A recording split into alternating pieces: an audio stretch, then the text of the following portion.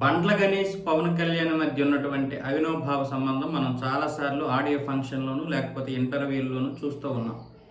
So ఇలాంటి పరిస్థితుల్లో ప్రకాష్ రాజు మొన్న పవన్ కళ్యాణ్ మీద చేసినటువంటి వ్యాఖ్యలు ఏవైతే ఉన్నాయో, ఈ ముఖ్యంగా ప్రొఫెసర్ నాగేశ్వరరావు విషయంలో జరిగినటువంటి రాద్ధాంతం విషయంలో ప్రకాష్ రాజు నోరు పారేసుకున్నాడు కదా. నోరు పారేసుకోవడం అంటే అది ఒక మురుగు కొంట.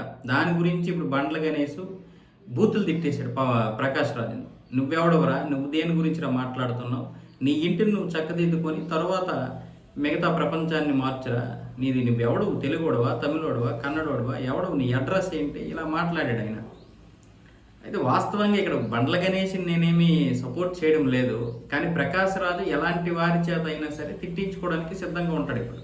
అంటే దిగజారిపోయాడు. అంటే బండ్ల గణేష్ తిట్టాడు కాబట్టి దిగజారిపోయాడని కాదు, బండ్ల గణేష్ అనే కాదు, ఈరోజు ఎంతమంది తిట్టినా సరే ఆయనలో మార్పు రాదు.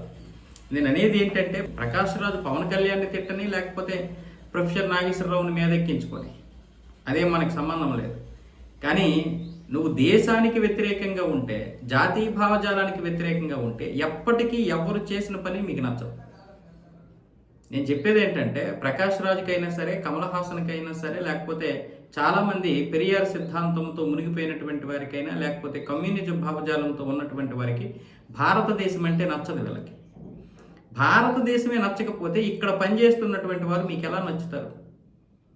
మళ్ళీ వాళ్ళు కూడా భారతదేశానికి వ్యతిరేకంగా మాట్లాడిన వారు మీకు నచ్చుతారు. ఉదాహరణకి ఒక రాహుల్ గాంధీ మీకు నచ్చుతాడు బాగా, లేదా మమతా బేగం మీకు నచ్చుతుంది.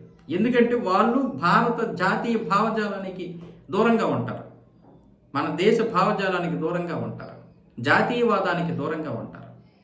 మరి ఇంకెప్పుడు నచ్చుతారు మీకు? ఈ దేశాన్ని పట్టుకొని వేలాడుతున్నటువంటి ఎవడైనా మనలాంటి వాళ్ళు ఉంటే వాళ్ళ గిట్టవు. ఎప్పుడు నచ్చుతారు వీళ్ళకి? ఇలాంటి దేశద్రోహులు మన దేశంలో బ్రతుకుతున్నారు. ఇక్కడ బండ్ల గణేష్ ప్రకాష్ రాజుని తిట్టాడు, అబ్బా మంచి పని చేశాడని నేను చెప్పడం లేదు. బండ్ల గణేష్ తిట్టాడని కాదు, ఎలాగైనా సరే నువ్వు ఎలాంటి వారి చేత అయినా సరే తిట్టించుకునే స్థాయికి వచ్చేసావు. నువ్వు ఒక పార్టీ పెట్టి 4 ఓట్లు సంపాదించుకోలేకపోయావు. మరి ఏది నీ భావజాలం? పార్టీ పెట్టి మీరు చివరికి కమల్ హాసన్ లాంటి వాడే పార్టీ పెట్టి డిఎంకేలో కలిపేశాడు. మరి బహుశా తెలిసేమో డిఎంకే కూడా ఓడిపోద్ది, ఇంకా నాకేం ఓట్లు వస్తాయని, పరుగు పోద్దని చెప్పి అలా కలిపేశాడు.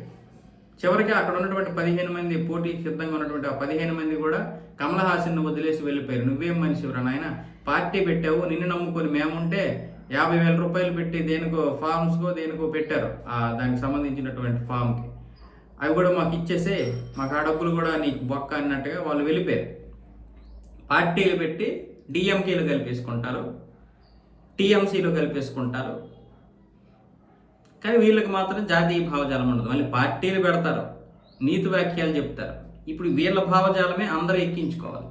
అందరికీ అదే భావజాలం ఉంటే ఈ దేశం మీద ఏం ప్రేమ ఉంటుంది? నీలాంటి వాడిని ఏ విధంగా నమ్ముతారు జనాలు?